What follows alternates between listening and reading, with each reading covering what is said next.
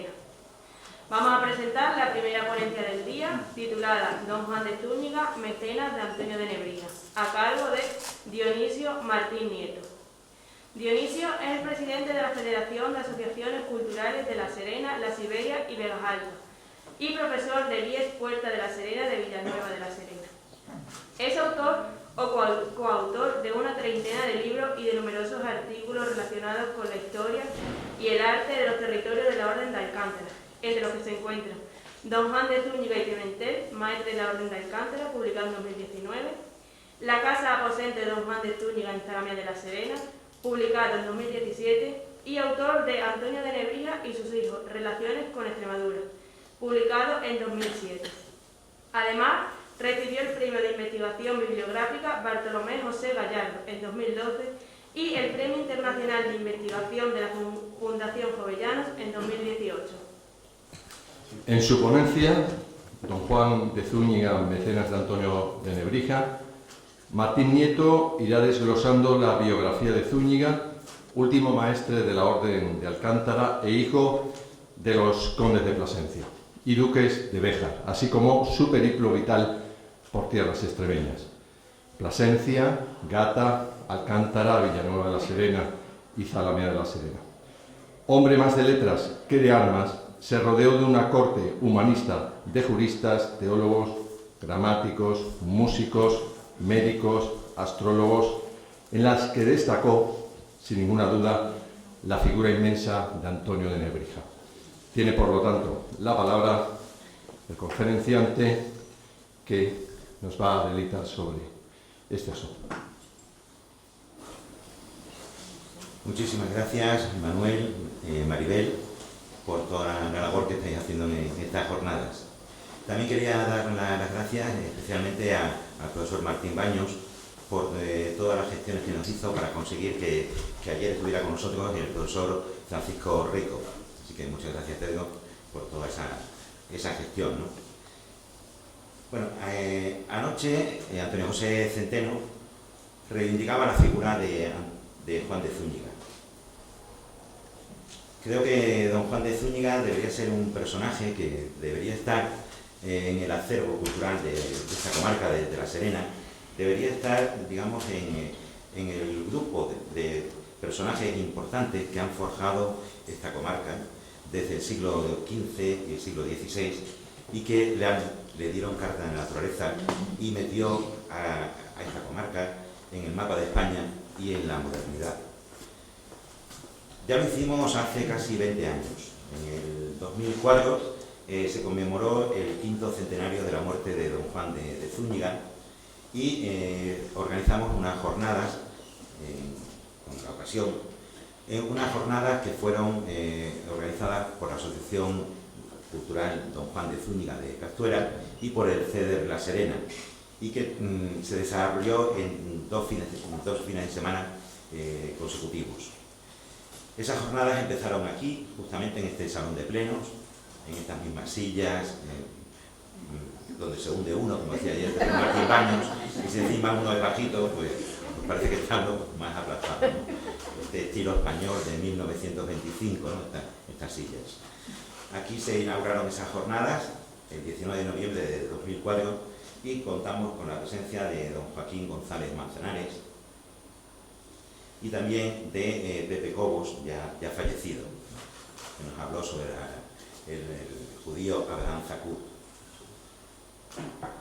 Continuamos al día siguiente en Villanueva de la Serena sobre el arte en la época de don Juan de Zúñiga por el profesor Antonio Navreño Mateos. Y por la tarde nos desplazamos a Guadalupe. Estuvimos antes en la casa del Rincón, que es donde falleció don Juan de Zúñiga. Es un cortijo donde estaría la capilla, y ahí fue el lugar del fallecimiento del maestro don Juan de Zúñiga. Y la conferencia que nos dio también Fray Sebastián García, ya también fallecido en el 2015, donde él sacó a la luz justamente el lugar de la muerte de don Juan de Zúñiga, gracias a la documentación del monasterio de Guadalupe. Y al fin de semana siguiente nos fuimos a Alcántara y a Plasencia. En Alcántara no podía ser de otra manera, el lugar raíz de la Orden de Alcántara, tuvimos a don José Luis Clares Molero, del Archivo Histórico Nacional, actualmente es jefe de la sección de Estado del Archivo Histórico Nacional. Y por la tarde nos desplazamos a Plasencia, al fin y al cabo un poco la cuna de don Juan de Zúñiga, donde contamos con la participación del profesor Jesús Manuel López Martín. Esperemos que esta figura de don Juan de Zúñiga siga creciendo, se siga valorando en esta comarca. Vamos a hacer un repaso por dos aspectos, sus aspectos biográficos y la labor de mecenazgo.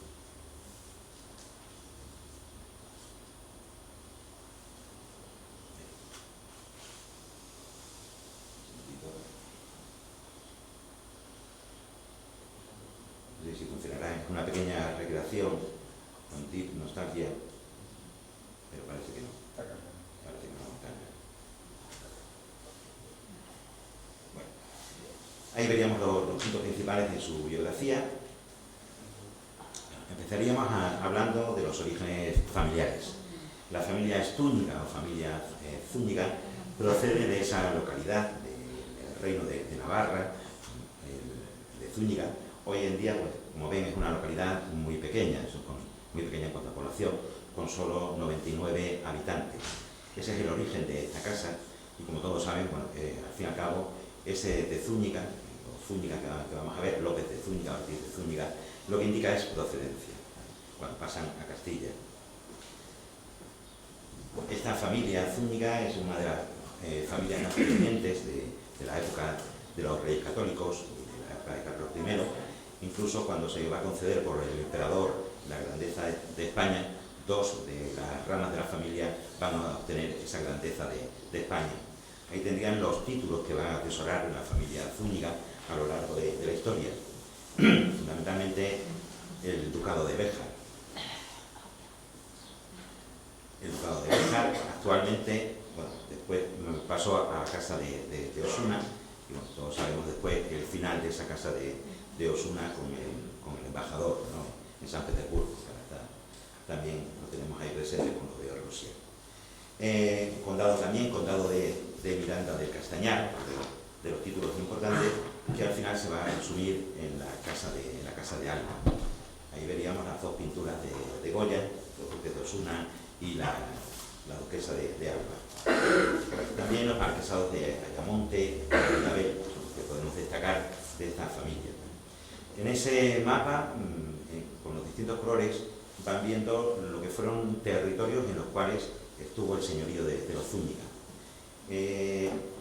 Serían las distintas ramas, pero verían que originariamente desde Navarra se instalan en Castilla y se van derivando hacia el oeste peninsular. Estaríamos hablando del 0,5% del territorio peninsular, lo que poseían los Zúñiga, que les puede parecer poco, pero evidentemente para una sola familia el 0,5% era inmenso, ¿no? No solo es el poder, sino también la influencia que va a tener esta casa de Zúñiga. Los lugares principales donde ellos tuvieron residencias, donde tuvieron palacio, nos tendríamos en Berantevilla, en Bañares, en Curiel de Duero, en Ledesma, Béjar, en Plasencia, muy cerca de aquí, Puebla de Alcocer, Capilla, de la Caza, evidentemente, y luego Gibraleón y Ayamonte. La casa de Zúñiga empieza con Íñigo Ortiz de Zúñiga, empieza en Castilla, es el primero que se introduce en Castilla, y su hijo, Diego López de Zúñiga, ya va a atesorar en importantes cargos.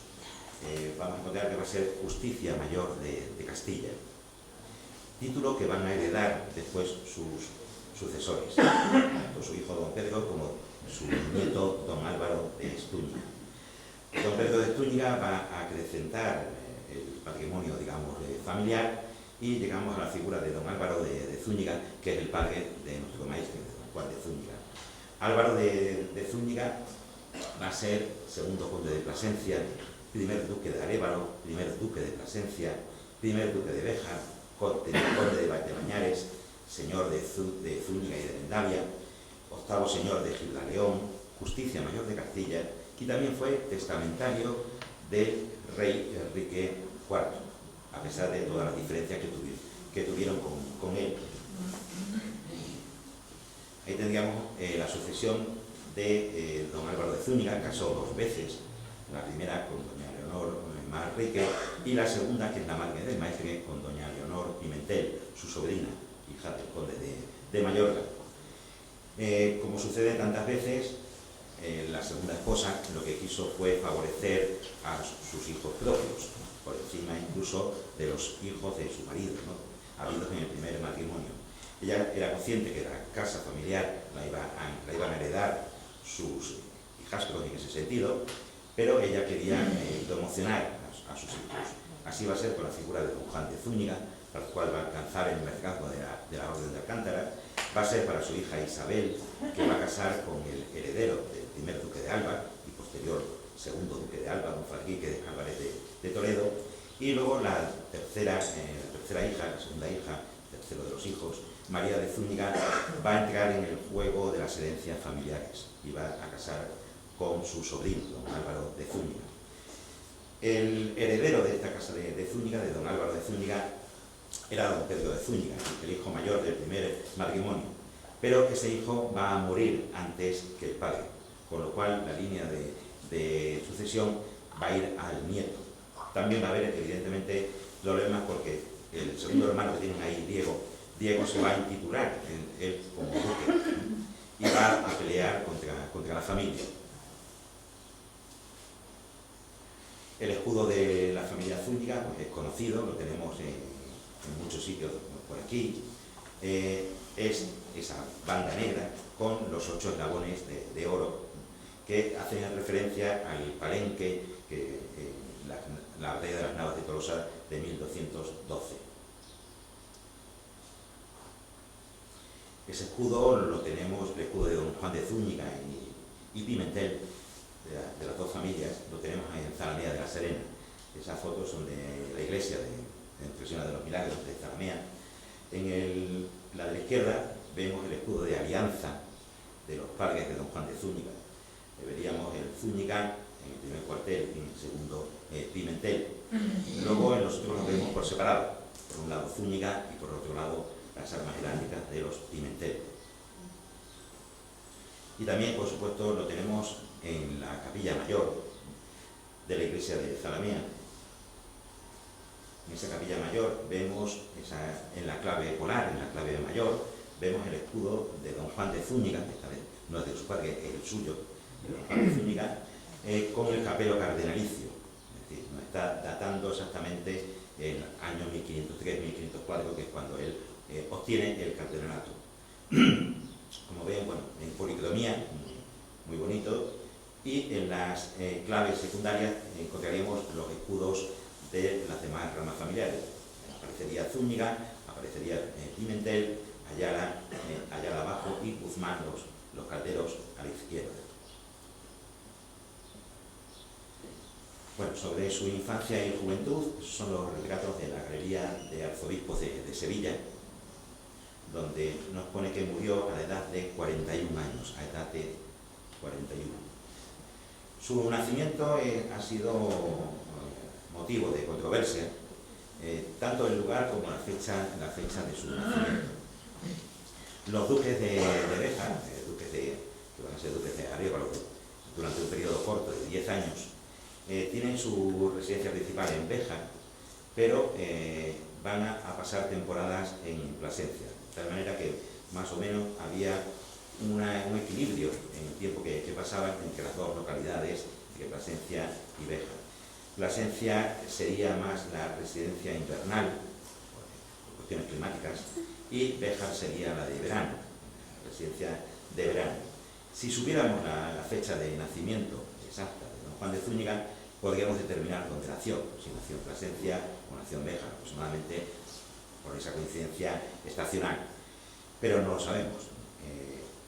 Hay, digamos, una horquilla entre 1459 hasta incluso 1464 o 65 de la fecha de nacimiento.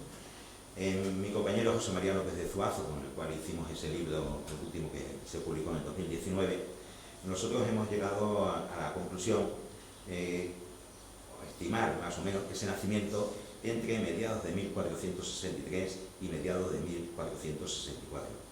Sí tenemos constancia, posterior a la publicación del libro, de una quitación, de un mantenimiento, al fin y al cabo, que se concede a don Álvaro para su hijo, don Juan, en 1465. Es decir, que ahí ya había nacido. Estimaríamos más o menos también, incluso, hacia el invierno de 1463. Hay una referencia en Adnan Zakuz, en el judío, que le hace la carta astral. Y parece ser que indica que su signo era Sagitario, por lo cual estaríamos en esas fechas más bien del invierno, lo cual podría indicar que hubiera nacido en Plasencia. La infancia de don Juan, como ayer decía don José, pues estuvo al cuidado de don Diego de Jerez, el deán de la Catedral de Plasencia, y su madre, doña Leonor Pimentel, pues fue buscándole acomodo, al fin y al cabo.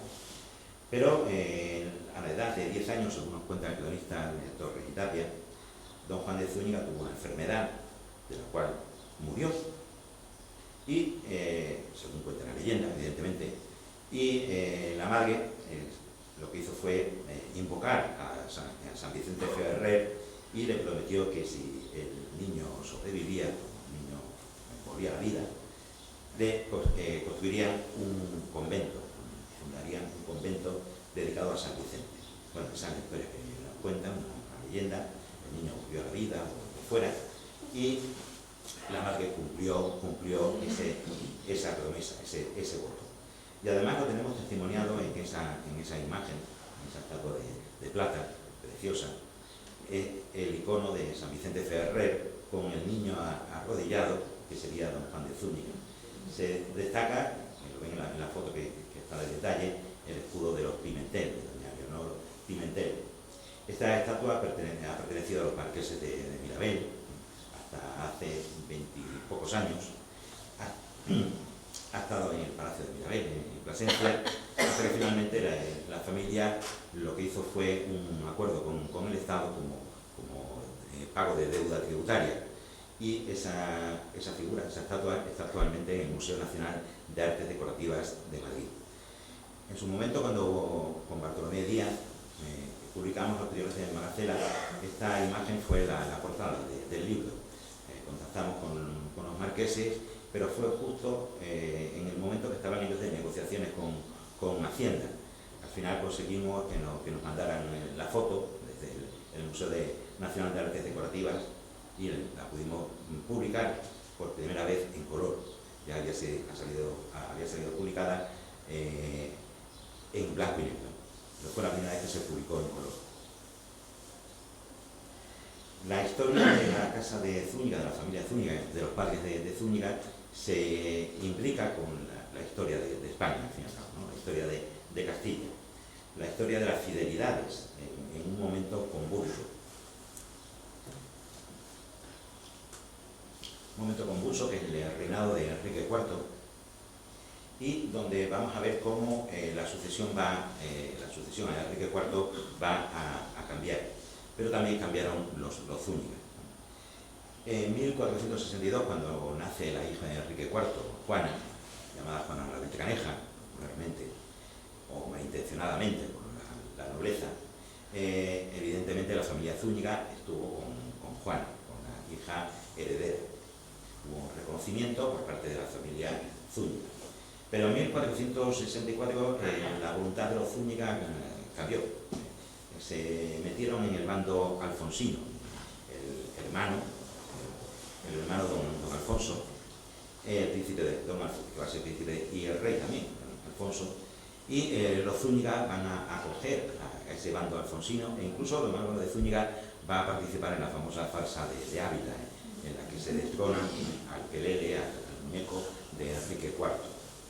Con lo cual, evidentemente, se estaban posicionando en el bando que después no sería el vencedor en ese sentido, ¿no?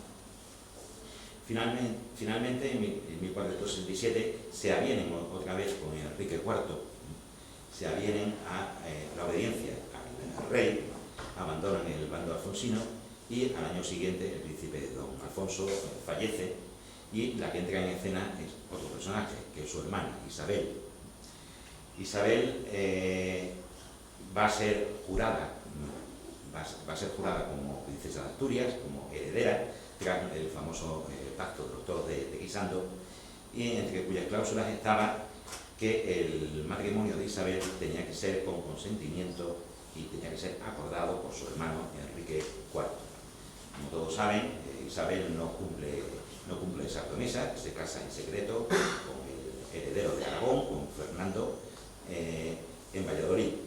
Ese incumplimiento del contrato, digamos, de los pactos de Guisando, pues hace que Enrique IV vuelva a nombrar heredera a su hija, a doña Juana.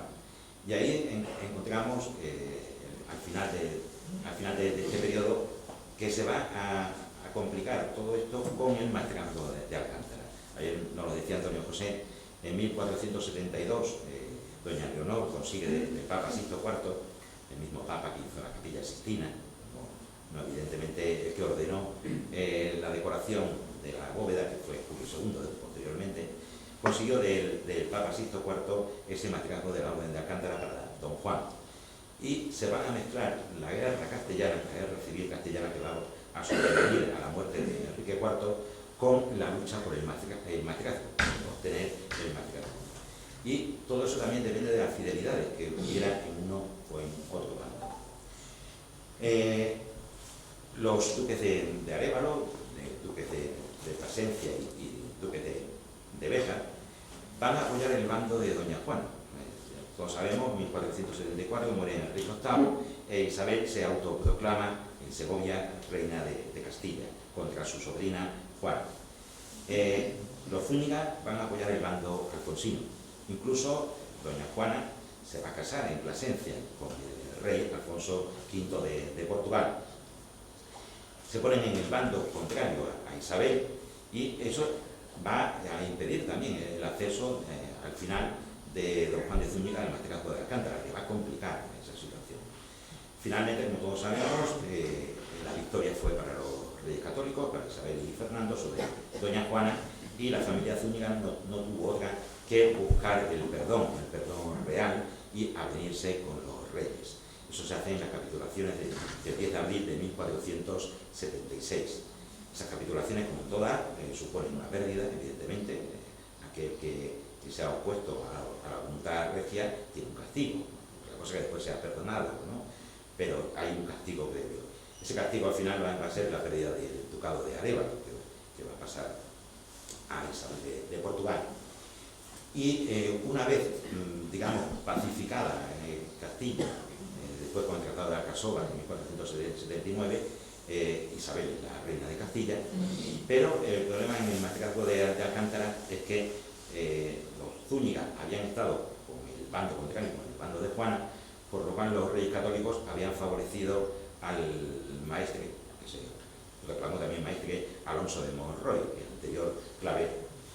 Todo esto finaliza en torno a 1480, las dos guerras, la civil castellana y la del acceso al maestrazgo, termina en 1480 con el reconocimiento 79 de Isabel y en el año 80 de don Juan de Zúñiga como maestre de la Orden de Alcántara. Ahí veríamos un poco en un eje cronológico los maestres que hubo de la Orden de Alcántara en este momento, es decir, estamos en un periodo de cisma, ¿no? Gómez de Cáceres era el maestre, pero va a ser depuesto. Alonso de Monroy va a ser nombrado como maestre de la Orden de Alcántara, pero después del fallecimiento de Gómez de Cáceres, su sobrino Francisco de Solís, Gómez de Cáceres y Solís, sería el apellido Gómez de Solís, de Cáceres de procedencia, al fin y al cabo, Francisco de Solís se va a proclamar también maestre, con lo cual vamos a tener otro personaje en escena, y don Juan de Zúñiga, que ha sido por voluntad de doña Leonor y del Papa Sixto IV. Ese es un poco el conflicto, hasta que al final don Juan de Zúñiga se queda como maestre definitivamente a partir de 1480, con el reconocimiento que hacen todos los territorios de la Orden de Alcántara a don Juan. 1475, él ya había sido investido como maestre de la Orden de Alcántara, pero en este periodo hay dos maestres más. Es el problema. Fue investido como maestre en la iglesia de Santa María de Almocóvar, en Alcántara, el 23 de enero de 1475. Ahí vemos parte de las dignidades y caballeros que estuvieron presentes en esa ceremonia. Son una parte, porque otros apoyaban a los otros dos bandos, ¿no? Pero si encontramos, fíjense por ejemplo, que había 3 priores, cuando solo había un prior en ese momento. Ahí tienen un mapa de la distribución territorial que consideramos Extremadura, del territorio extremeño, la distribución en cuanto a jurisdicciones. Entre las dos órdenes militares más importantes, la de Alcántara y Santiago, que van a tener su raíz aquí en Extremadura, ocupaban el 40% del territorio actual extremeño. El 36,5% eran señoríos nobiliarios y el 23% aproximadamente pertenecía a la corona, era de realengo, ¿no? Con lo cual estamos hablando de unas órdenes militares que tenían una importancia y un dominio grande sobre el territorio. La Orden de Alcántara se configuró desde sus inicios de la Reconquista en 2 zonas separadas geográficamente, una al oeste de la actual provincia de Cáceres y otra al este de la provincia de Badajoz, sin conexión geográfica entre ellas. Esos 2 partidos se van a conocer como el Partido de Alcántara, o la provincia de Alcántara, y la provincia de La Serena. Bueno, la estructura de la Orden de Alcántara se constituía en 6 grandes dignidades de tipo religioso y de tipo, digamos, civil. Tendríamos en la cabeza estaría el maestre y por debajo de él estarían en el mundo civil, digamos, los comendadores, el comendador mayor, fundamentalmente, y el clavero. Y en el aspecto religioso tendríamos al prior de Alcántara, al sacristán mayor y al prior de Maracela. Lo veremos después en los sitios en los que estuvo don Juan de Zúñiga, que vivió, pero ahí tenemos un resumen de los documentos que tenemos constatados de don Juan de Zúñiga, donde los firma. Y como pueden apreciar, la mayoría van a estar fechados en Villanueva de la Serena. Hay 31 documentos, provisiones de don Juan de Zúñiga, fechados y firmados en Villanueva de la Serena. 21 en Béjar, 14 en Plasencia, 13 en Zalamea y 12 en Gala. Son los lugares principales que podemos pensar que es donde estuvo don Juan de Zúñiga. También entramos en la Guerra de Granada. A partir de 1482 empieza la campaña final para conseguir el reino nazarí de Granada. Va a durar 10 años, del 82 al 92, y la participación de las órdenes militares también va a ser importante. Don Juan de Zúñiga va a acudir en 2 ocasiones a sus obligaciones militares para la monarquía. Ahí tendríamos un poco cuál fue el volumen. El volumen principalmente era de gente de caballeros, de gente a caballo.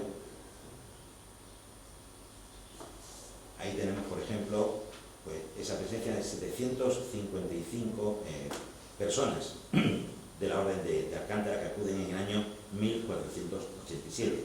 Van a ser los comendadores de la Orden de Alcántara y sus huestes. Esas huestes van a ser reclutadas aquí, en este territorio, en La Serena y en Alcántara. Lo que tenemos constatado de la presencia de don Juan de Zúñiga físicamente, la Orden de Alcántara participó, evidentemente, pero no quiere decir que estuviera dirigida por el maestre personalmente, ¿no? Lo hizo a través de su sobrino, de su hermano Francisco de Zúñiga, o del comendador mayor, pero que estuviera él presente en la Guerra de Granada, sí sabemos que estuvo en 2 momentos. Fue en las campañas de 1485 y de 1487. En la del año 85 fue la toma de Ronda, la toma de Marbella, y en la del año 1487 el asalto a Gibraltar en Málaga. castillo de Málaga. Esa es la constancia que tenemos de su presencia física luchando.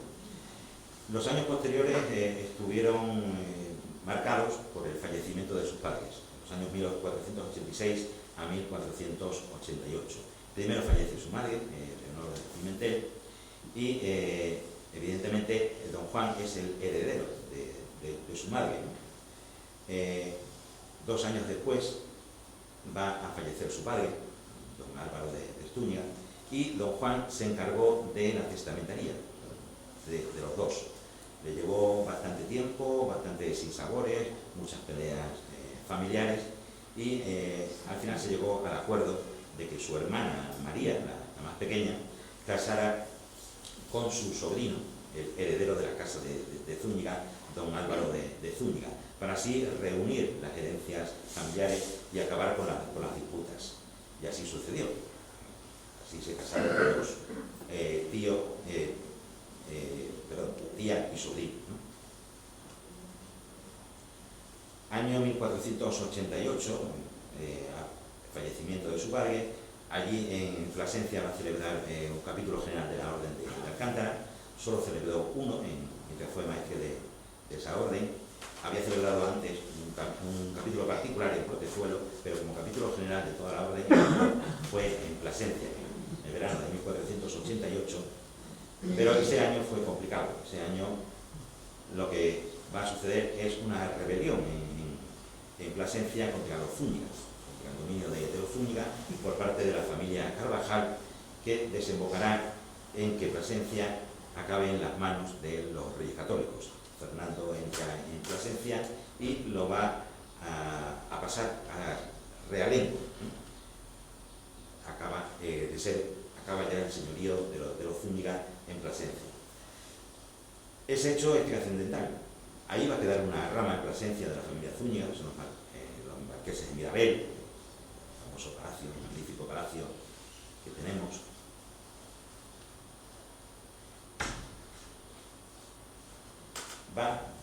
Va a ser fundamental porque don Juan de Zúñiga es maestre de la Orden de Alcántara, ha estado muy vinculado con Béjar y Plasencia, que es su origen familiar, pero ahora, a partir de 1488, ya no tiene vínculos. Ha perdido Plasencia. Plasencia ya no entra en su geografía de ninguna de las maneras, pero tampoco entra a Béjar, porque está enemistado, al fin y al cabo, con su sobrino. Eso hace que tome una decisión, que evidentemente es reducirse geográficamente a la Orden de Alcántara, a los territorios de la Orden de Alcántara. Y más concretamente lo va a hacer al partido de La Serena. Por eso va a ocupar su casa aquí en la Avenida de La Serena y finalmente va a pedir que se le haga un convento en Villanueva de La Serena cuando renuncia al maestrazgo. Entonces, esa fecha es clave en 1488 porque marca un cambio en la vida de don Juan de Zúñiga, a sus lugares. El año 1494 supone la renuncia al maestrazgo. Los Reyes Católicos ya habían obtenido en 1488 del Papa la bula para que cuando fallecieran los maestres de las órdenes militares o renunciaran, pasaran a manos de la monarquía, a manos de los reyes. El primero que fallece es el maestre de Calatrava, en 1489. En 1493 fallece Alonso de Cárdenas, maestre de la Orden de Santiago, y faltaba la de Alcántara. Don Juan de Zúñiga tiene en este momento sobre 30 años aproximadamente. No se esperaba su fallecimiento, no era previsible, con lo cual lo que se hace es llegar a un acuerdo, a unas capitulaciones, a una renuncia por parte de don Juan de Zúñiga a ese maestrazgo a favor de los Reyes Católicos. Esa es la escritura de esas capitulaciones que están en el Archivo General de Simancas, y en esas capitulaciones una de las que fueron muy ventajosas para don Juan de Zúñiga, una de las exigencias de las condiciones que pone es que se le funde un convento, una abadía, dice, en Villanueva de La Serena, en las afueras de Villanueva de La Serena, que es lo que después vamos a conocer como el Palacio Prioral. Bueno, es largo explicar todo el tema de las capitulaciones, pero hay una cosa que es fundamental. Él se reserva de forma vitalicia el partido de la Serena. Va a tener durante un año las rentas también del partido de Alcántara, pero él se va a quedar con la mitad de la orden de Alcántara, es decir, no es una renuncia total a la orden de Alcántara, solo a su mitad. Y se va a quedar a vivir en esta zona, ya definitivamente, la zona de la Serena, como abad de ese convento de San Benito de Villanueva de la Serena, de forma vitalicia. Sí, les ponía ahí para que vean el interés que tenían los reyes católicos en esto. Aparte de dominar a la nobleza, evidentemente, y establecer el Estado moderno, la monarquía autoritaria, es que también son territorios. Es decir, no hay que olvidar que las jurisdicciones implican un territorio e implican población. Las órdenes militares suponían el 11% del territorio de España, de la península. Entonces, era incorporar a la corona el dominio, ¿no?, de todos esos lugares, y estamos hablando de unas 350.000 personas en ese momento, ¿no?, que se incorporaban a la monarquía. Bueno. Las órdenes militares, su presencia fundamental, su labor fundamental fue en la Reconquista, en la franja entre el Tajo y el Guadalquivir. Ahí es donde van a acordar esas órdenes militares protagonismo. Y ahí se va a instalar también un sistema de organización y de poblamiento, que es el que conocemos como las encomiendas. Sistema que después Nicolás de Obando, vasallo de Don Juan de Zúñiga, comendador de Lares, nacido en Brozas, nacido en Cáceres, no sabemos, la familia cacereña, su madre de Brozas, Nicolás de Obando, que era comendador de Lares, muy cerca de aquí, que va a ser comendador mayor de la Orden de Alcántara, sistema que va a implantar en América cuando es nombrado gobernador de las Indias. Ese sistema era el sistema que se había utilizado durante la Reconquista.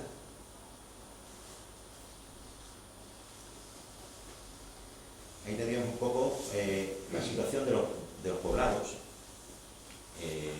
de las encomiendas y de los lugares que constituían el partido de la Serena, la provincia de la Serena. Elaboración de esos mapas que gracias a Ángel de Riesgo, que está allí al fondo. Muchísimas gracias, Ángel. Pero algo importante para la comarca de la Serena y para la institución por parte de Don Juan de Zúñiga es que quiso hacer un ordenamiento jurídico. Hizo las ordenanzas. Ordenanzas que no podemos decir que sean ordenanzas municipales, son ordenanzas de una comunidad de villa y tierra amplia, ¿no? Don Juan de Zúñiga va a hacer las ordenanzas de Valencia de Alcántara, partido de Alcántara, y en la zona nuestra sí conocemos las ordenanzas de Magacela de 1499, una vez que ya no era maestre, pero sí era abad en esta zona. Seguramente hubo ordenanzas por cada una de las comunidades de villa y tierra que constituían el partido de la Serena, que eran 4. Y tengo bastante constancia de que existieron unas ordenanzas de Zalamea de la Serena. Lo que no conocemos es el texto, todavía, ¿no? Y hay un momento clave en su biografía, que ayer lo decía Pedro Martín Baños, que es 1502 también.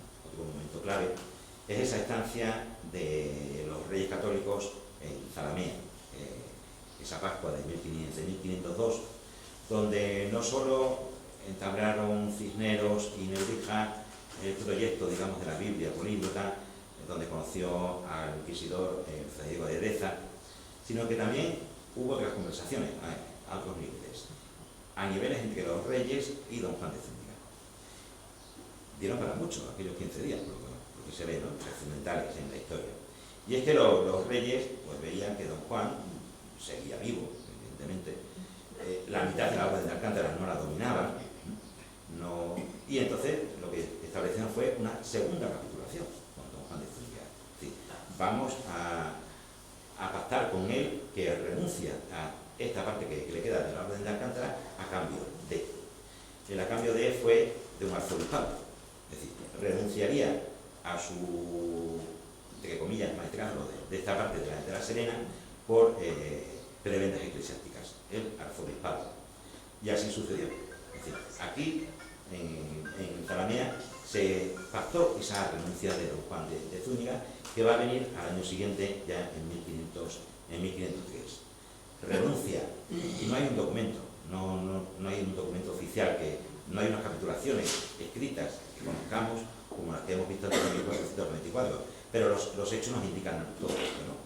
Hay una renuncia, él va a dejar ya también de cobrar las rentas del Partido de la Serena y se le va a conceder el arzobispado de Sevilla en 1503 y seguidamente, poco después, el cardenalato, cardenal de España, a finales del año 1503. Él ocupó la sede del arzobispado de Sevilla casi un año después de su nombramiento. Ahí tendríamos el documento del recibimiento que se hace a don Juan de Zúñiga en Sevilla el 13 de mayo de 1504. Pero estuvo únicamente una semana en Sevilla y tomó camino para la corte, a Medina del Campo. No sabemos si llegó a estar en la corte, si de camino a la corte es cuando falleció en Guadalupe. Pensamos que puede haber tiempo para que hubiera ido a Medina del Campo y a la vuelta, estando cerca del monasterio de Guadalupe, es donde le sobrevino la muerte. Por Fray Sebastián García, en ese documento que tenemos ahí, se establece que el fallecimiento tuvo lugar en esta casa Cortijo, que pertenecía al monasterio, de la casa del Rincón, no la de Mirabel, como se ha dicho muchas veces, ¿no? Al menos pensamos que ese sería el lugar de fallecimiento de don Juan de Zúñiga. Fue una muerte inesperada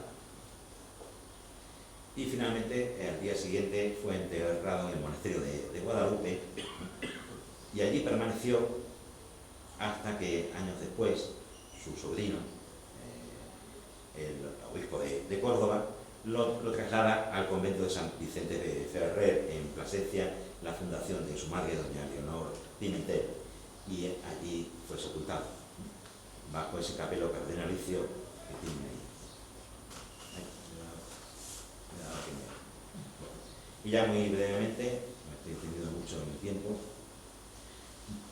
una síntesis de la labor de mecenazgo de don Juan de Zúñiga.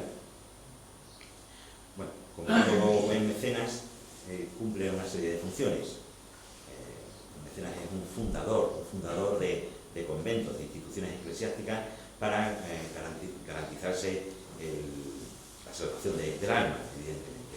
También es un promotor de obras, es también cliente, es también coleccionista y también se rodea de una corte de sabios, que serían las funciones de un mecenas. Bueno, hemos visto su madre, la labor de fundación. Tenemos el convento de San Vicente Ferrer en Plasencia, actual Parador Nacional de Turismo, el exvoto de San Vicente.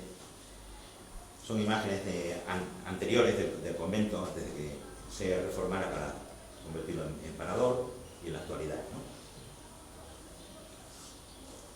Bueno, los lugares donde vivió don Juan de Zúñiga nos marcan un poco su geografía. Ahí tienen señalado en color naranja las disposiciones, los documentos que tenemos constatados que están hechos en Villanueva de la Serena, y en amarillo los que están en Zalamea. Vemos que a partir de 1485 hay una mayor presencia en esta comarca de la Serena, y especialmente ya a partir del año 1486. En el siguiente periodo, que sería el periodo desde la muerte de sus padres hasta que él renuncia al maestrazgo, vemos una mayor presencia de él en Villanueva de la Serena. Eso también nos podría indicar la estancia de Nebrija, ¿no? En ese sentido, ¿no? Vemos bastante acumulación de provisiones dadas en Villanueva de la Serena, y luego ya más hacia el final encontramos a Zalamea de la Serena. Aquí tenemos, por ejemplo, el año 92, año de la gramática, si está constatado que en octubre, por lo menos, don Juan de Zúñiga. Y el último periodo de su vida, desde que renuncia al maestrazgo hasta que fallece, conocemos muy pocos documentos. Y los documentos, evidentemente, están todos o Zalamea o Villanueva. Y sí es verdad que a partir ya de 1499 parece tener una residencia ya más fija, más estable en Zalamea. Bueno, lo que es de les decía antes, del número de provisiones que firmaba en cada lugar. Bueno, los lugares donde va a estar de don Juan de Zúñiga: en Gata, en Alcántara, en Villanueva, en Zalamea. Gata fue importante mientras vivieron sus padres. Una vez que fallecieron, va a perder sentido para don Juan de Zúñiga. Él se va a establecer en torno a 1485 en Gata, porque es el lugar de la Orden de Alcántara que está próximo a sus dos lugares natales, a sus dos lugares familiares, ¿no?, que es Plasencia y que es Béjar. Es el sitio más cercano. A la muerte de sus padres ya no tiene sentido, ya no tiene que estar cerca de Plasencia ni de Béjar, y por eso se va a retirar a Alcántara y a la zona de La Serena. No llegó a tener casa propia en Gata, se la estaba construyendo, se inició la construcción de un palacio, pero ese palacio se abandonó cuando cambiaron las circunstancias y finalmente lo donó al concejo. Las obras que se habían hecho las donó al concejo de Gata. En Alcántara, evidentemente, estaba la sede de la Orden de Alcántara, ¿no? Y allí, en la fortaleza vieja, no en esta, que es la nueva, el convento nuevo, en el convento viejo, en la fortaleza, es donde estaba el palacio, la única residencia oficial, digamos, del maestre de Alcántara. Que vivió en Alcántara, en Nebrija, lo sabemos. Tenemos testimonios de cómo vivió en dos casas. En su momento, cuando lo di a conocer, nos daba dos localizaciones, dos calles distintas, y claro, eran totalmente opuestas, estaban en un sentido y en otro, ¿no? Y fue Pedro Martín Baños, que lo que hay que hacer siempre es revisar las fuentes, revisó esa fuente que nosotros habíamos publicado, y donde nosotros habíamos leído O, él leyó E, es decir, y la conjunción, y que lo que establece que son dos casas distintas, porque en la contraposición, en una u otra casa era imposible. Muchísimas gracias, Pedro, por resolver esa duda que teníamos. Esas serían las calles en las que vivió Nebrija en Alcántara. Que vivió en Villanueva de la Serena también lo sabemos. Hay testimonios en la Chancillería de Granada, como ese que tienen ahí citado, donde, hablando de su hijo, el hijo de Nebrija, Sancho de Nebrija, dice un testigo que el susodicho mozo le dijo a Sancho de Nebrija, en la dicha villa, en casa del maestro de Nebrija, su padre, que vivía en la dicha villa de Villanueva de la Serena en tiempo del maestre don Juan de Zúñiga. Ahí tenemos un testimonio de que vivió Nebrija también en Villanueva, lo que no sabemos en qué casa, en qué lugar sería esa morada. Don Juan tuvo su casa a partir de 1494 en el convento, actual convento de las Concepcionistas, que fue Palacio Prioral, este edificio del siglo XVIII. Ya voy abreviando. Y por supuesto en Zalamea, aposento de Zalamea de la Serena, adosado al castillo. Más o menos en la parte frontal del castillo, todo ese flanco ocuparía esa casa de don Juan de Zúñiga.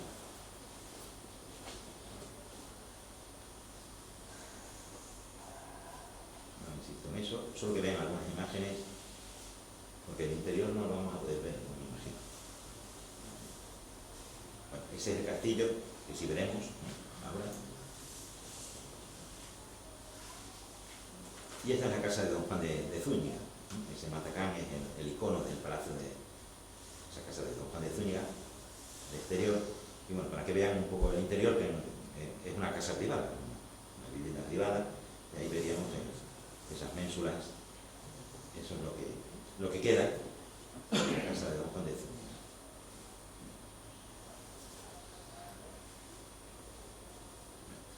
Fue el promotor de las obras de muchísimas iglesias en el partido de La Serena, rápidamente, solo que las vean visualmente, de campanario, donde se conservan sus escudos, como maestre y como arzobispo o cardenal,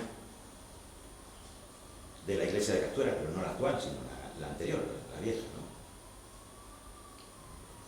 Para la cosa de La Serena, tenemos también el escudo de los Zúñiga,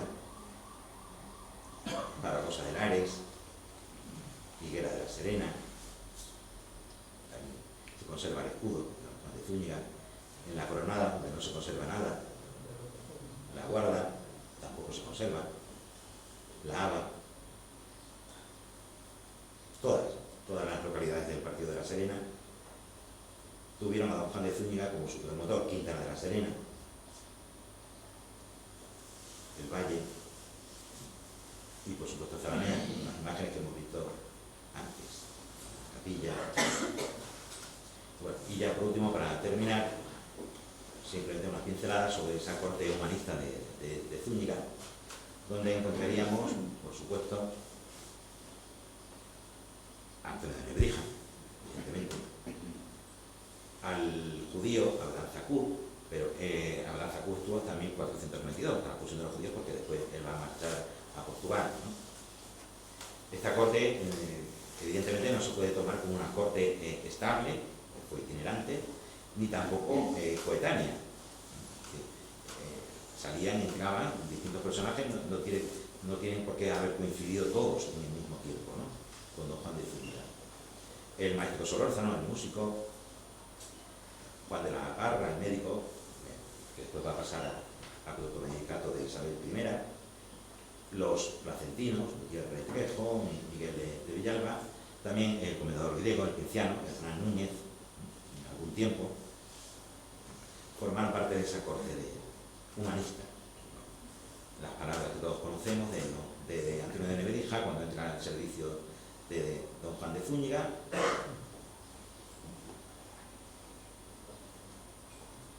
La casa en Zalamea, como decía ayer Antonio José, habla de Tamayo, con Tamayo y Salazar, y los bienes que dejó Zúñiga, aquí a su muerte, que pasaron al maestre, el nuevo maestre, que era el monarca Fernando el Católico. Entre esos bienes estaba la casa de Nebrija. Es decir, Nebrija no tenía una casa propia, era una casa cedida por Don Juan de Zúñiga aquí en Zalamea. La situación ya la conocimos ayer. Vimos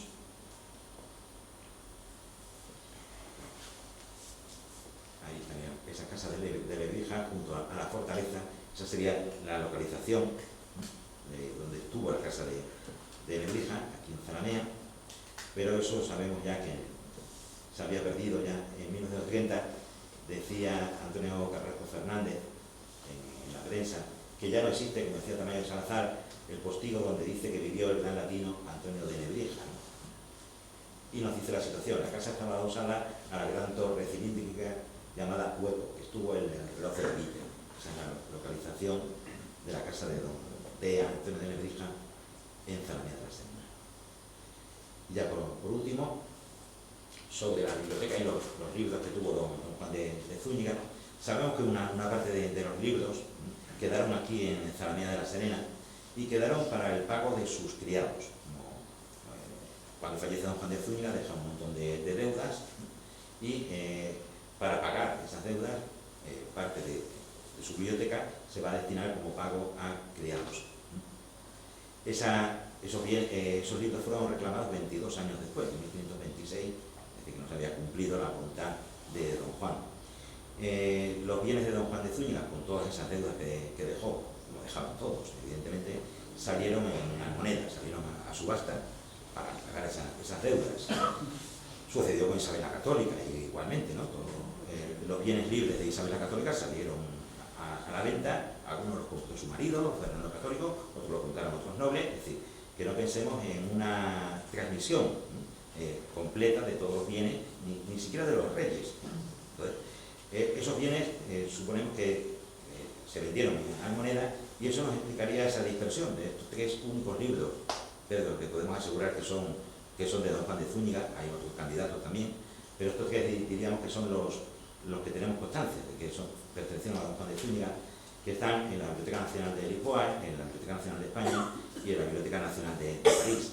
Esa dispersión, creo, está la famosa lámina, la de Madrid, ¿no? Las instituciones latinas, esa dispersión obedece evidentemente a que salieron en las monedas, salieron en subasta y por eso se dispersó, no se mantuvo la biblioteca compacta de ninguna de las maneras. Y bueno, pues nada más. Muchísimas gracias por su atención.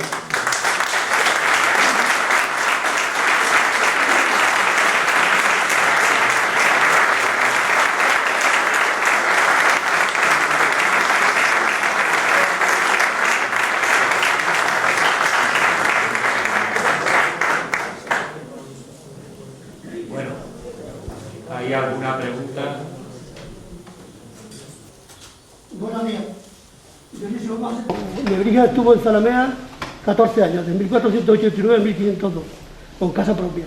Sabemos que Nebrija no estuvo los 14 años en Zalamea, esporádicamente faltó de Zalamea.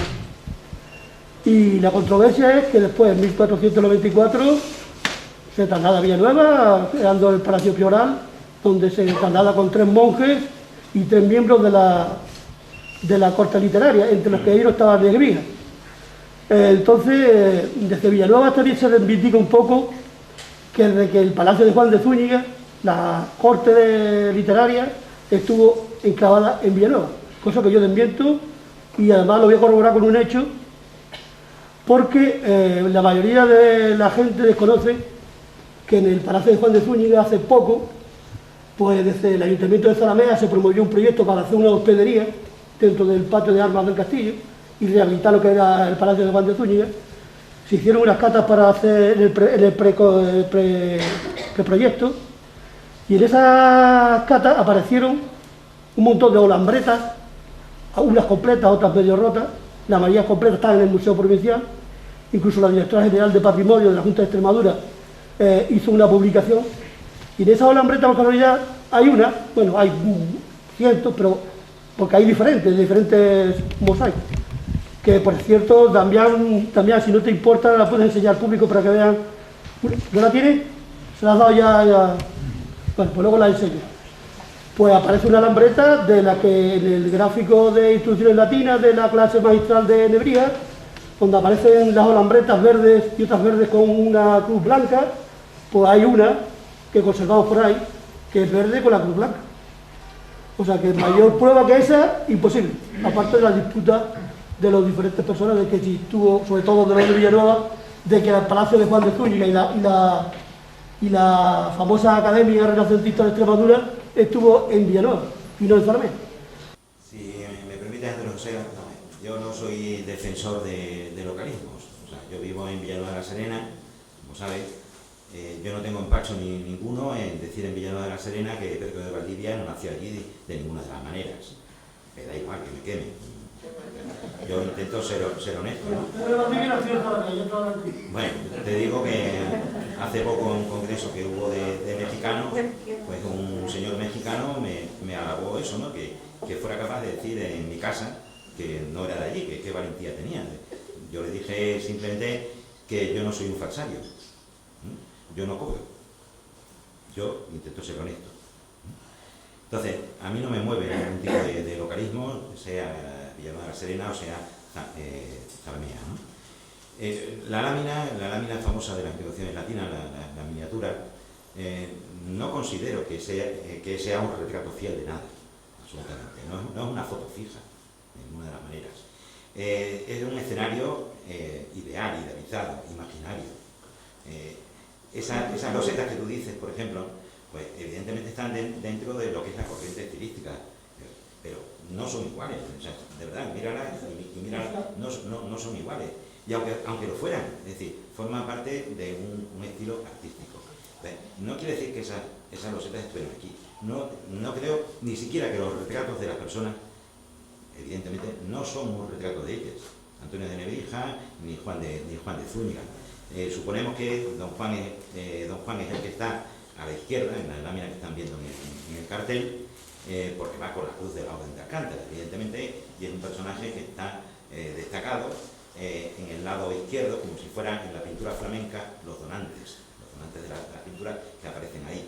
Y suponemos que Antonio de Nebrija es el que está en la cátedra, evidentemente, ¿no? Pero ni ese personaje, ni esa imagen se parece a Antonio de Nebrija, a la imagen que tenemos de Antonio de Nebrija, ni tampoco la de don Juan de Zúñiga. Entonces, No, Pedro, sí. Lo iba a comentar justo ahora. En uno de los manuscritos... Ay, perdón. Un pequeño inciso que iba a comentarte. Si puedes poner los manuscritos de Zúñiga, Sí. es que justo viene al caso de lo que estás diciendo. Ese manuscrito de Lisboa, que está digitalizado, tiene 3 volúmenes. Y ayer comenté que estamos editando el facsímil del de Madrid. Bueno, pues en una de las miniaturas, de las capitulares, se retrata a Eusebio, el que hace la crónica, lo que es el manuscrito, y hay una de las miniaturas exactamente igual a la efigie de Nebrija que está en el centro, es decir, que viene a colación de lo que estás diciendo.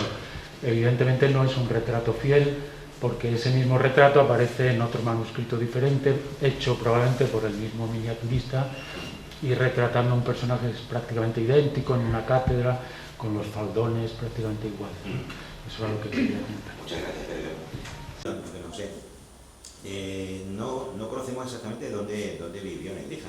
Has visto ahí, ¿no?, que sabemos que tuvo casa en Alcántara, que tuvo casa en Villanueva, que tuvo casa en Zalamea. Es decir, no se puede decir que estuvo no sé cuántos años en tal sitio, creo, de verdad. Que sí, te reconozco que los últimos años, ahí, por la presencia de don Juan de Zúñiga, parece que la residencia va a estar aquí, en Zalamea de la Serena. Eso no hay duda. Pero también has visto que muchas de las producciones de don Juan de Zúñiga, si estaba Nebrija con él, estaban en Villanueva. Te digo que no es localismo mío de ninguna de las maneras. En cuanto, por ejemplo, a la famosa bóveda del cielo, del zodiaco y demás, ¿no?, similar a la de Fernando Gallego en la Universidad de Salamanca, esa bóveda pintada, que nos dice Torres Italia, sí tenemos constancia en Villanueva de la Serena.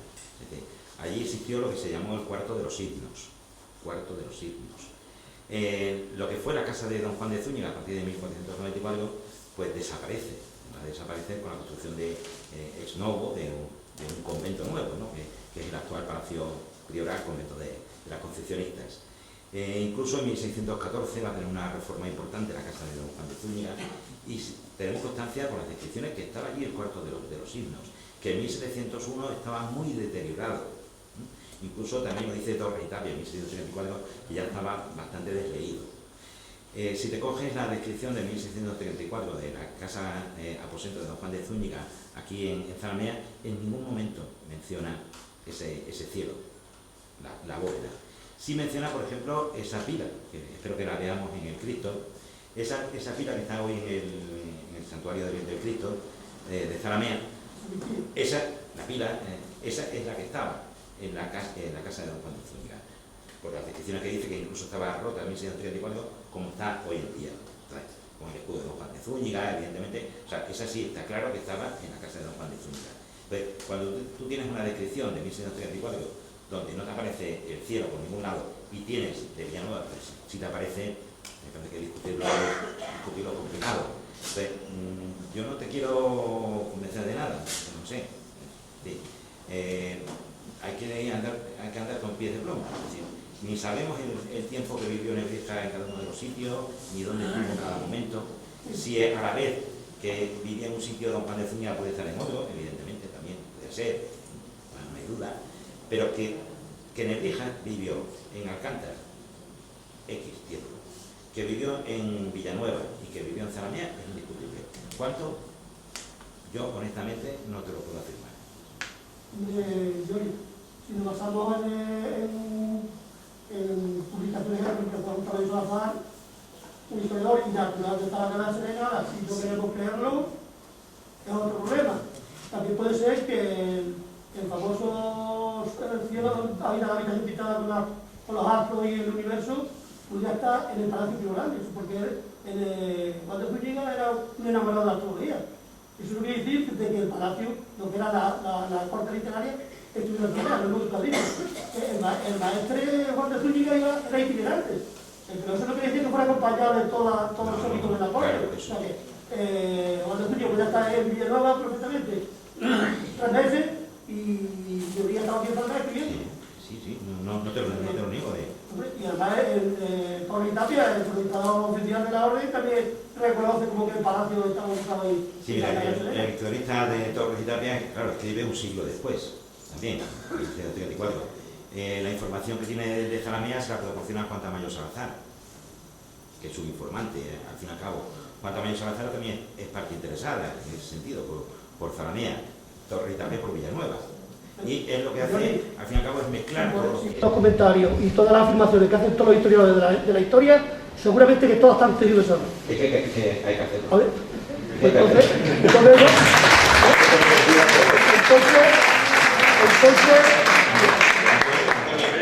entonces no se puede afirmar nada de esta vida.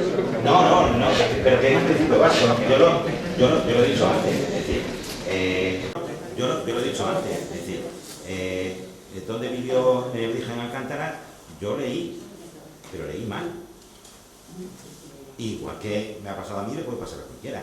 Por eso hay que citar siempre las fuentes, para que otros vayan a darse.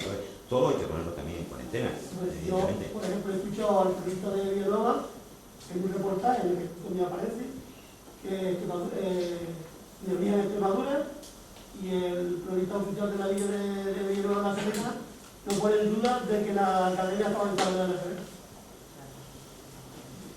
Ya me gustaría a mí saberlo. Estoy con Dion y creo que es tan sencillo como que en lugar de restar hay que sumar. Simplemente. Que se hizo en Extremadura y ya está. Es un patrimonio extremeño, incluido Zalamea, pero es un patrimonio un poco más amplio. Sí, el hecho de que la corte fuera itinerante, pues quiere decir que su séquito, parcialmente al menos, sí estaba con él. Y nada más. Si me permites una anécdota de no sé. No está constatado nada, somos suposiciones y convenciones que hacemos nosotros, las que hace tú, Pedro, y las que hace Dionisio, son conventuras, no hay nada probado.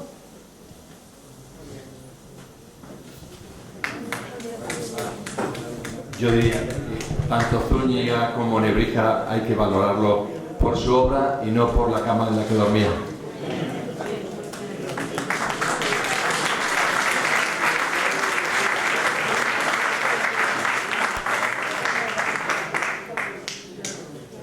Muchas gracias. A continuación va a tener lugar la visita patrimonial por Zalamea de la Serena, dirigida por los alumnos de 10 Antonio de Zalamea de la Serena y sus profesoras María Francisca Centeno Malavé, María Francisca García Acedo y María del Carmen Rodríguez Pulgar. El ciclo de conferencias se retomará a las 4:30 con la conferencia del prólogo de la Minerva del Brocense de 1567 a de las introducciones latinae de Nebrija de 1495, a cargo de José María Maestre. Muchas gracias. Nos vemos aquí. La ponencia de la tarde. Nos gustaría hacer entrega a Dionisio Martín Nieto de la placa conmemorativa y el diploma por su participación en los 14º Encuentro Comarcal de Estudios Comarcales de La Serena.